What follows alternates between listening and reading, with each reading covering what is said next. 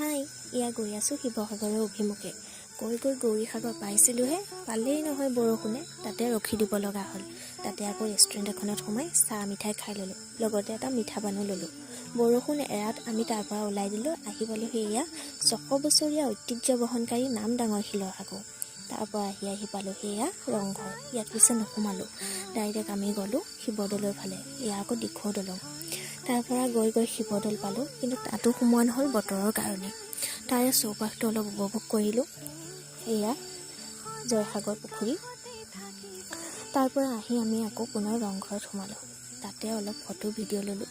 লৈ পেলাই যিহেতু সময় হৈছিলে তাৰ পৰা ওলাই দিলোঁ। পালোঁহি দিচাং কিটচেন। ইয়াত আকৌ পায় থলুৱা খাদ্য, কি যে ধুনীয়া খাদ্য।